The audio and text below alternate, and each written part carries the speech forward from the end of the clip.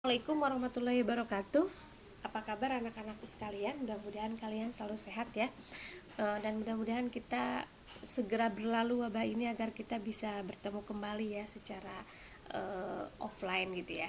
Apalagi kita kan memang belum ketemu ya, sehingga hal itu menyebabkan ibu sendiri jadi kangen nih sama kalian, yang mana nih namanya si A, yang mana nih namanya si B gitu ya. Kadang-kadang dengan sistem online begini kan kita sendiri jenuh gitu ya, untuk menghadapinya gitu. Oke anak ya, sebelum kita belajar tentang materi sub kedua dari ragam gejala sosial, alangkah baiknya kita harus berdoa menurut ajaran agama dan kepercayaan masing-masing. Berdoa dimulai. Berdoa selesai. Oke ya. Silahkan isi link absennya, ibu sudah kirim ya di grup kelas melalui ketua kelas kalian. Oke, kita akan membahas tentang materi kalian kemarin tentang ragam gejala sosial. Yang pertama yaitu sosialisasi dan pembentukan kepribadian, di mana kepribadian itu adalah salah satunya yang dapat menyebabkan sebuah kepribadian seseorang itu A atau B adalah akibat daripada proses sosialisasinya seperti apa. Sehingga apabila tidak terjadi proses sosialisasi yang sempurna, maka akan mengakibatkan pada diri seseorang tersebut melakukan sebuah penyimpangan gitu ya.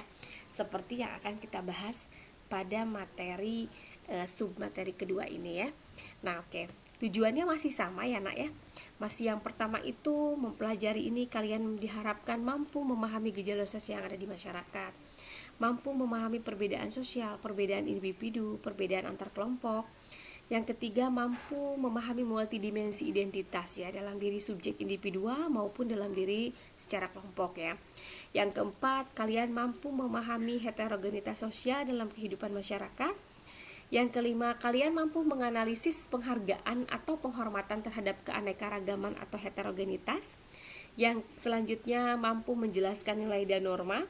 Yang selanjutnya, mampu memahami sosialisasi dan pembentukan kepribadian seseorang. Yang selanjutnya, kalian mampu menjelaskan penyimpangan sosial dan menjelaskan pengendalian sosial yang ada di masyarakat. Oke ya. Kita teruskan. Oke, kita mulai. Apa itu penyimpangan sosial? Penyimpangan sosial sering kita sebut dengan istilah nonkonformitas. Apa sih konformitas? Nah, konformitas itu adalah suatu kondisi di mana interaksi seseorang berperilaku atau seseorang itu berperilaku sesuai dengan nilai dan norma yang berlaku di suatu masyarakat.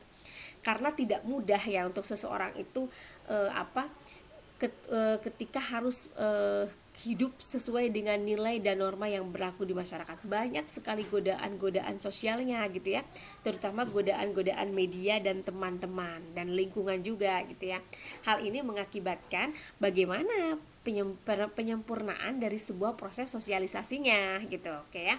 Nah, sehingga jangan sampai seseorang itu melakukan perilaku yang menyimpang. Nah, apa sih perilaku menyimpang? Nah, perilaku menyimpang adalah suatu perilaku yang dikatakan menyimpang apabila tidak sesuai dengan nilai dan norma yang berlaku di satu masyarakat, atau perilaku yang melanggar gitu ya. Melanggar nilai dan norma yang berlaku di suatu masyarakat.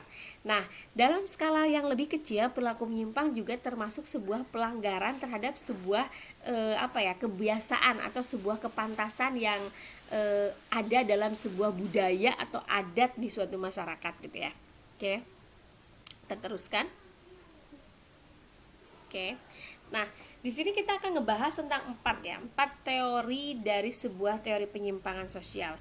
Yang pertama ada teori differential association theory dari Sutherland, yang mengatakan bahwa ketika ada sebuah penyimpangan, sumber utamanya adalah sebuah pergaulan gitu ya. Makanya kalian memang betul ya, di suasana yang sekarang ini, apalagi di kondisi yang seperti ini juga gitu ya, suka tidak suka, mau tidak mau, hati-hati ketika kalian memilih teman, bergaul dengan lingkungan kalian gitu ya, baik itu teman dekat di sekolah ataupun misalnya di tempat yang lainnya. Hal itu harus betul-betul kalian dapat memilah-milih agar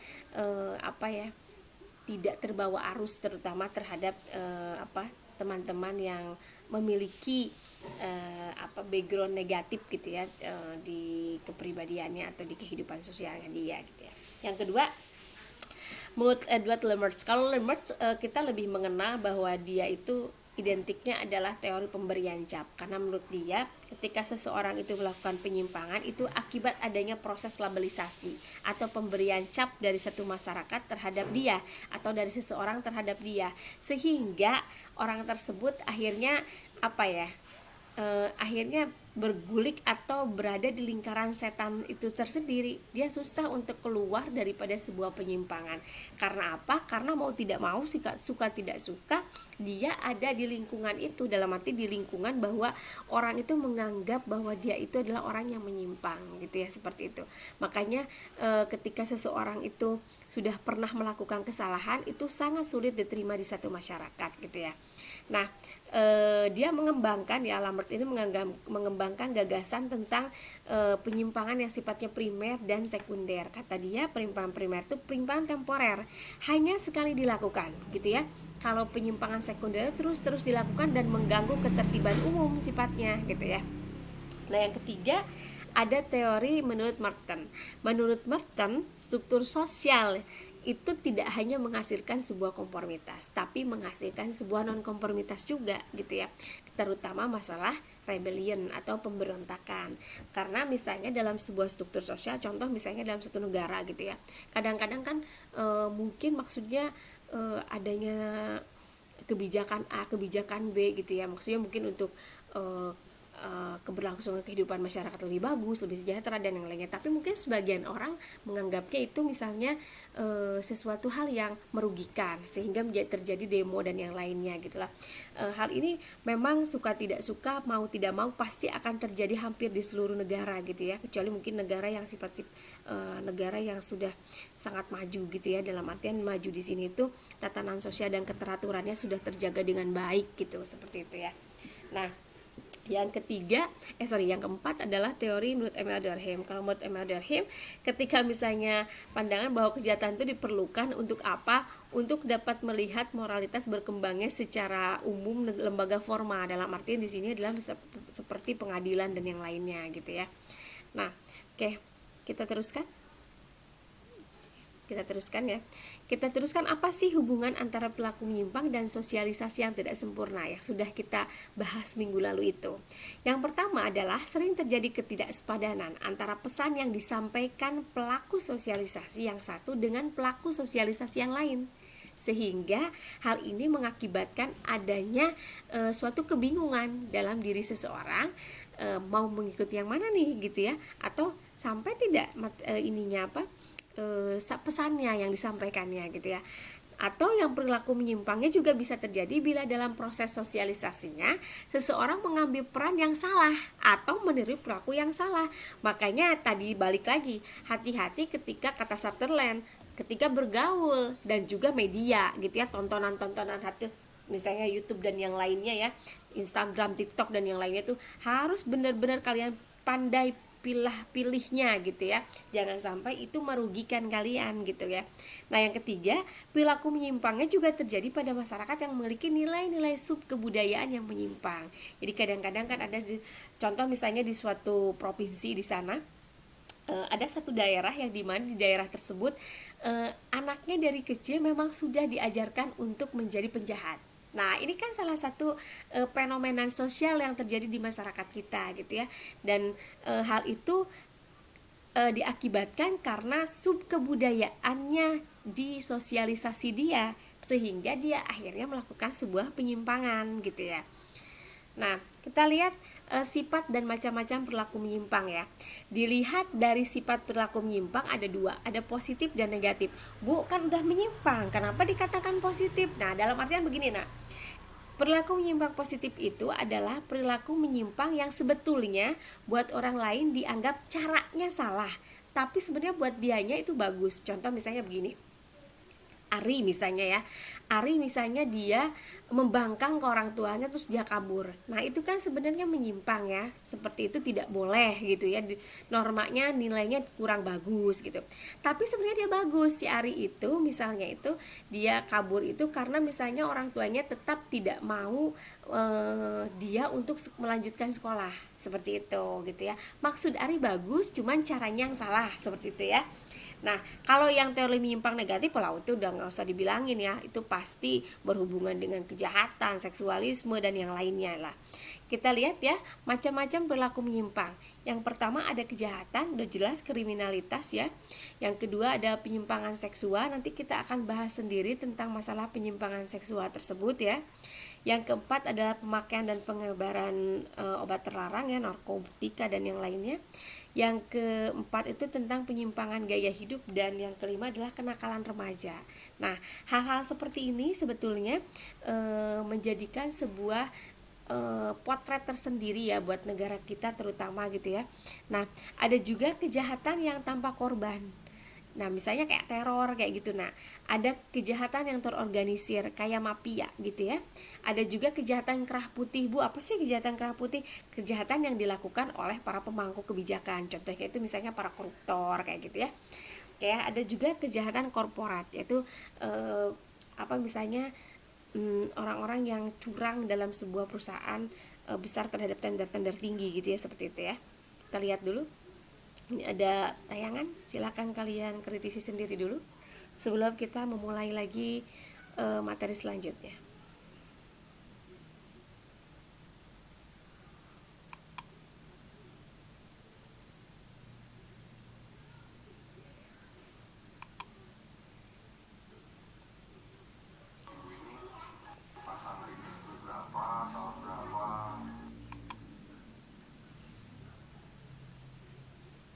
Tunggu ya nak sebentar ya.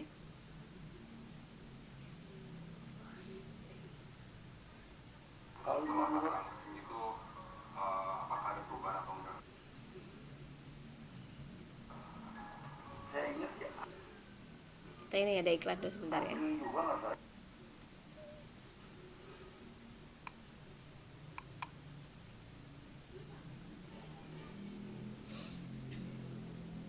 Oke.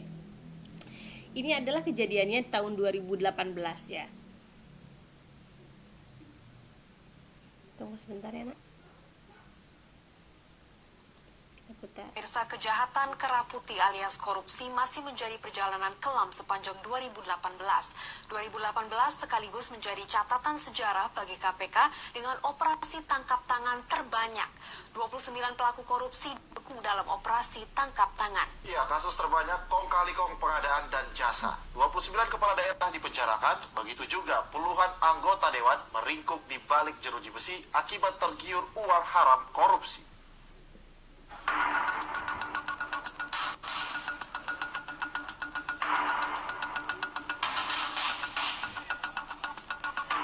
Komisi Pemberantasan Korupsi KPK merilis catatan akhir tahun kinerja KPK di tahun 2018 berupa pencegahan, penindakan, hingga kepenuntutan. Ketua KPK Agus Raharjo mengatakan sedikitnya 6.200 laporan dugaan tindak pidana korupsi diterima KPK sepanjang 2018 ini. Namun dari jumlah ini, hanya 3.900 laporan yang ditindaklanjuti karena ada unsur tindak pidana korupsi.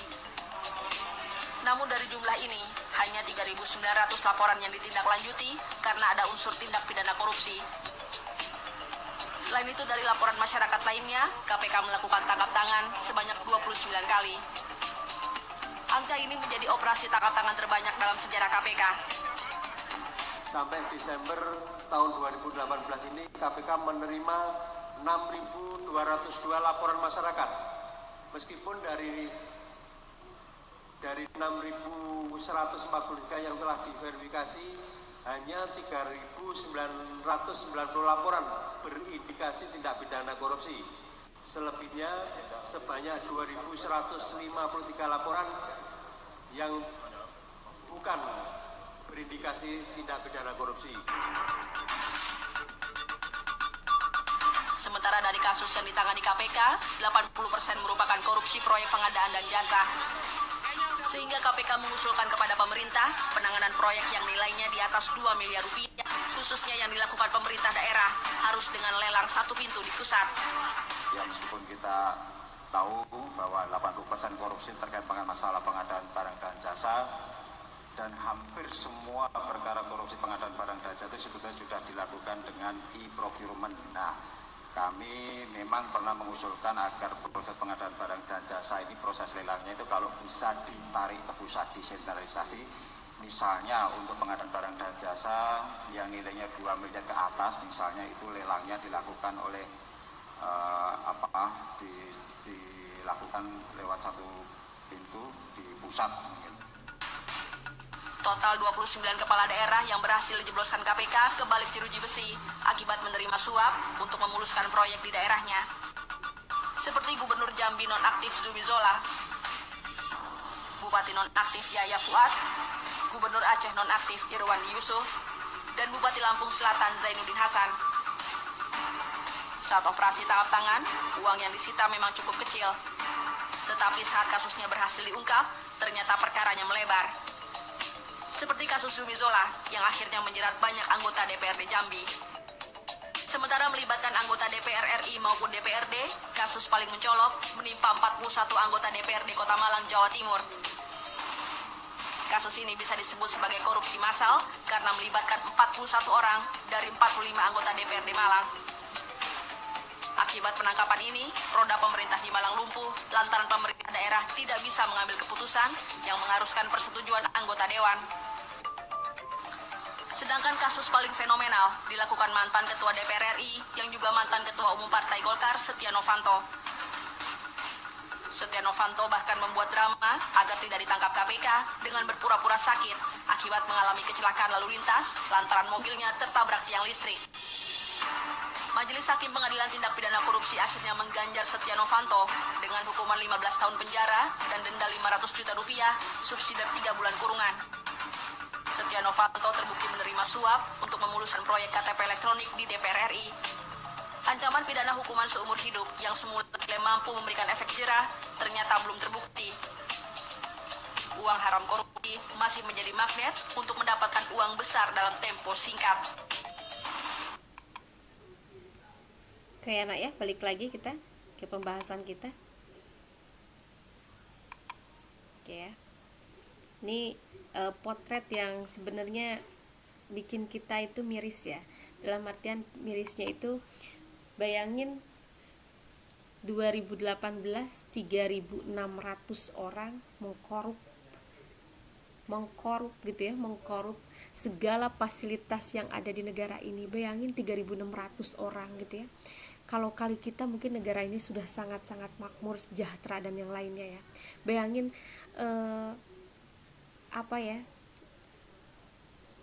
bagaimana hukum pun tidak menjadikan efek jerah buat mereka para pemangku kebijakan, dalam artian orang-orang yang koruptor ya, sebagai penjahat kerah putih di sini.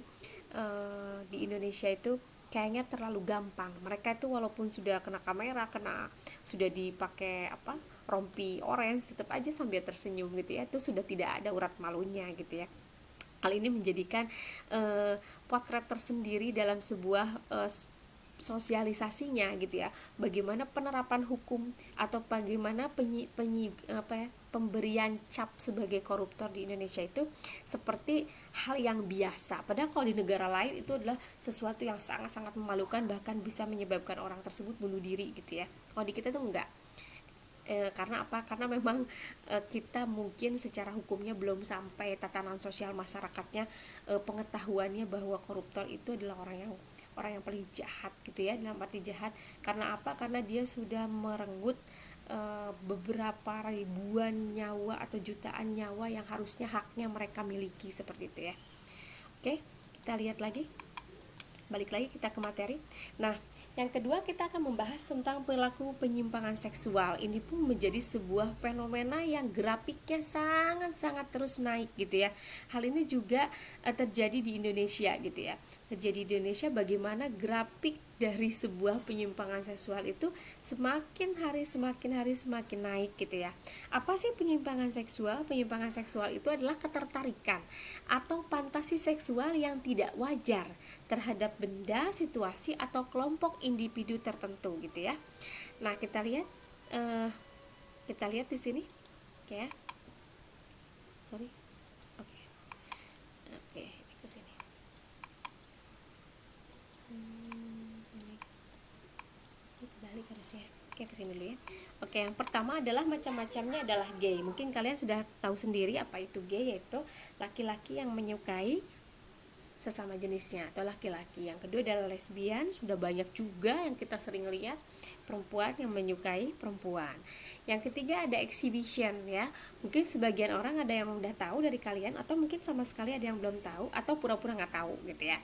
Oke, apa sih exhibition? Exhibition itu adalah kenikmatan seksual bila korbannya itu terkejut. Nah, biasanya dalam artian exhibition gini loh. Ada seseorang yang memperlihatkan alat kelaminnya dan ketika dia memperlihatkan ke seseorang tersebut, seseorangnya terkejut. Nah, itu adalah exhibition. Karena apa? Karena dia merasakan keterkejutan dari orang yang dia perlihatkan alat kelaminnya dia itu adalah sebagai kenikmatan seksualnya. Dibandingkan dia berhubungan seksual, dia tidak akan merasakan apapun. Itu orang exhibition. Makanya, dan biasanya exhibition itu sering terjadi pada laki-laki dibandingkan dengan perempuan. Dan banyak sekali terjadi sekarang pun di di busway dan yang lainnya tuh sudah banyak ya berita-berita terjadinya exhibition ya. Nah, kalian ketika kalian itu melihat orang exhibition, misalnya nih anak-anak perempuan nih, kalau misalkan kalian tiba-tiba ada orang laki-laki misalnya memperlihatkan alat kemaluannya ke kalian, maka kalian solusinya adalah harus tenang, jangan terkejut, tapi berjalan aja sebagaimana mestinya. Nah, kalau seperti itu, maka nanti akan orang tersebut itu ada merasakan seperti dia ditolak gitu ya, sehingga hal itu menjadi shock terapi dia gitu, seperti itu ya harusnya. Tapi kan memang dasarnya nggak mungkin juga ya Bu ya, kan jorok gitu ya. Tapi ya karena sudah tahu ilmunya, maka kalian harus mencoba gitu ya, belajar kalau misalkan terjadi ke kehidupan nyata kalian gitu ya. Nah, yang keempat ada voyeurisme. Kalau orang voyeurisme ini adalah orang yang suka mengintip. Nah, makanya suka hati-hati ketika kalian habis olahraga, kan kalian terus kadang-kadang habis olahraga nih suka buka bajunya di kelas aja gitu ya. Hati-hati jangan sampai ada teman kalian yang laki-laki punya penyakit voyeurisme, atau perempuan ya punya penyakit voyeurisme, dia mengintip. Nah, karena apa? Karena diintipannya itu dia merasakan kenikmatan seksualnya seperti itu ya. Makanya kalau misalkan kalian mau ganti baju setelah baju olahraga atau apapun, maka pergi aja ke WC gitu ya, walaupun misalnya harus antri dan yang lainnya ya nggak apa-apa gitu, daripada ada terjadi hal-hal yang tidak diinginkan gitu ya. Nah, yang keenam ada pedofilia. Mungkin ini juga sering ya kalian dengar berita-beritanya gitu ya, adalah ketertarikan seseorang terhadap anak-anak di bawah umur. Dalam artian umur di sini dia masih di bawah 13 tahun gitu ya. Dilakukannya sama siapa Bu? Biasanya dilakukan oleh orang-orang dewasa, makanya hati-hati juga nih ya. Nah, yang ketujuh ada sadomasokisme. Nah, biasanya orang masokisme itu pasti ada orang yang sadismenya gitu ya. Sadomasokisme itu adalah apabila merasakan sakit secara verbal maupun non verbal, dalam artian disiksa gitu ya, atau dia sukanya dijedotin misalnya kemana sampai berdarah atau apa, dia lebih suka seperti itu, dia suka. Karena yang jedotinnya itu adalah sadisme. Dia mungkin merasakan kenikmatan seksualnya ketika dia menyiksa orang lain. Dan biasanya kalau orang sadisme itu berhubungan dengan orang lain, lama-lama pasangannya itu akan masokisme, akan suka kalau di apa-apain gitu ya. Contoh, saya pernah punya anak ya, satu ketika berantem biasa gitu ya, tiba-tiba kepalanya dijedot-jedotin sama tembok sampai dia itu pingsan. Ketika kita bawa ke rumah sakit, kita kan pokoknya kita harus proses hukum nih gitu, anaknya namanya si Farhan gitu ya, kita harus proses hukum nih si Farhan gitu ya. Nah, ketika di rumah sakit, perempuannya itu si Sarah itu tiba-tiba siuman kan gitu ya. Terus yang dia cari adalah, Bu, Farhan mana? Ada gitu. Saya bilang, nanti ibu panggil si Farhan dan orang tuanya segala macam. Jangan diapa-apain ya Bu, saya suka kok digituin sama Farhan, nggak apa-apa katanya gitu. Bahkan waktu di Bandung, saya itu katanya pernah jalan-jalan berdua sama Farhan, terus saya pas lagi nyetir dijedotin gitu ya atau apalah sampai kecelakaan, tapi nggak apa-apa, saya suka gitu. Nah, itu hal-hal yang seperti itu berbahaya ya, karena dia sudah merasakan keinginan hasratnya dia ketika kenikmatan seksualnya itu kalau dia disakiti secara verbal maupun non verbal gitu ya. Nah, ada juga yang transvestit. Transvestit ini adalah laki-laki yang suka memakai pakaian perempuan atau menggunakan make up perempuan. Kadang-kadang dia tidak gay ya nak, tapi dia cuman menyukai baju perempuan aja atau segala aksesoris yang ada di perempuan. Tapi kadang-kadang dia nggak gay, dia tetap menyukai lawan jenisnya gitu ya. Cuman satu ketika dia tiba-tiba ingin aja, dan itu rasa kepuasan seksualnya lebih tinggi dibandingkan dia berhubungan seksual seperti itu ya. Nah, ada juga nekropili, orang yang menyukai mayat. Jadi dia berhubungannya itu dengan mayat dibandingkan dengan orang yang hidup gitu ya. Ada juga zoofilia. Zoofilia ini orang yang menyukai binatang, tapi dia tidak cukup hanya menyukai secara seksualnya, tapi dia juga menyukai perasaannya binatang tersebut gitulah. Jadi ada emosi dari binatang tersebut yang disuka. Nah, ini ada perbedaan ya nak antara zoofilia sama bestiality. Kalau bestiality dia cuman pengen berhubungan seksualnya itu dengan binatang aja gitu ya. Tapi kalau zoofilia dia tuh memang benar-benar sayang, dalam artian sayang sama binatangnya itu, ngerasain emosinya si binatangnya itu ya bedanya ya. Ada juga candle. Candle itu adalah orang yang melelehkan lilin ya, lelehan lilin di kemaluannya. Ada juga ablutopia, orang yang menyiram gitu ya, menyiram air panas di kemaluannya, dan yang lainnya. Banyak sekali penyakit-penyakit seksual yang terjadi di masyarakat gitu ya, dan itu adalah merupakan sebuah perilaku menyimpang karena tidak sesuai sebagaimana mestinya gitu ya. Nah ya, oke, kita teruskan ya. Nah, dari kita teruskan ya. Kita teruskan ke pengendalian sosial. Nah, pengendalian sosial ini adalah sebuah mekanisme bagaimana untuk mencegah penyimpangan dan mengarahkan kita dalam artian sebagai anggota masyarakat ya, untuk bertindak sebagai norma dan nilai yang telah melembaga. Jangan sampai justru kita melakukan sebuah penyimpangan gitu ya. Kalian sudah belajar berbagai macam penyimpangan sosial yang terjadi di masyarakat, yang terjadi dalam diri hidup kalian juga mungkin. Nah, itu jangan sampai kalian itu menjadi pribadi atau pelaku kejahatan yang ada di masyarakat gitu ya. Sehingga harus ada mekanismenya, bagaimana sistemnya mengajak, mendidik dalam sebuah lembaga, termasuk lembaga sosial, dalam ini adalah keluarga yang paling kecil gitu ya. Nah, kita lihat bagaimana cara pengendalian sosialnya. Ada secara preventif atau penyimpangan sebelum terjadi. Contohnya misalnya adanya seminar, penyuluhan seperti itu. Dan ada yang represif. Nah, jangan sampai seperti ini setelah terjadi penyimpangan. Contohnya misalnya di penjara gitu ya. Nah, itu kan adalah bagian daripada sebuah efek jera ya, yang diberikan dari lembaga formal misalnya ya, kalau penjara, agar orang itu tidak melakukan penyimpangan kembali gitu ya. Nah, cara yang lain ada persuatif, yaitu dengan cara membujuk secara damai gitu ya. Ada juga kuratif dengan cara penyadaran agar si pelaku itu sadar. Contohnya itu misalnya orang yang kena narkoba gitu ya. Nah, biar tidak kejadian lagi, maka adanya rehabilitasi. Contohnya seperti itu. Itu adalah salah satu cara kuratif gitu ya, yang dilakukan untuk seseorang itu tidak melakukan penyimpangan lagi. Nah, ada juga melalui institusi, jelas ya. Kalau institusi itu sifatnya formal gitu ya. Ada juga non institusi. Nah, ini adanya biasanya di masyarakat misalnya pengucilan, desas-desus ya, gosip, itu bagian daripada biar itu adalah efek jera, atau misalnya itu sebagai sanksi yang terjadi di masyarakat, atau misalnya sanksi adat juga yang diberikan oleh satu komunitas masyarakat terhadap anggota komunitasnya gitu ya. Ada juga secara lisan, simbolik, dan kekerasan gitu ya. Nah, ada juga misalnya melalui imbalan dan hukuman atau punishment ya. Nah, bisa juga caranya bisa formal ataupun informal, yang kayak tadi itu bisa melalui institusi ataupun non institusi. Nah, bisa melalui sosialisasi dan tatanan sosial. Agar apa? Agar cara-cara pengendalian sosial ini dilakukan agar masyarakat tidak melakukan sebuah penyimpangan sosial gitu ya. Karena apa? Karena di sini ada peran lembaga formal dan informal dalam pengendalian sosial.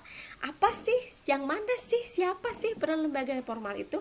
lembaga formal itu seperti kepolisian, pengadilan gitu ya. Itu adalah sebagai sebuah lembaga formal untuk menjadikan masyarakat itu tadi itu tidak melakukan atau jangan sampai melakukan kembali sebuah penyimpangan. Dan ada juga lembaga informal gitu ya. Lembaga informal itu di masyarakat, ada tokoh masyarakat, media massa termasuk juga gitu ya.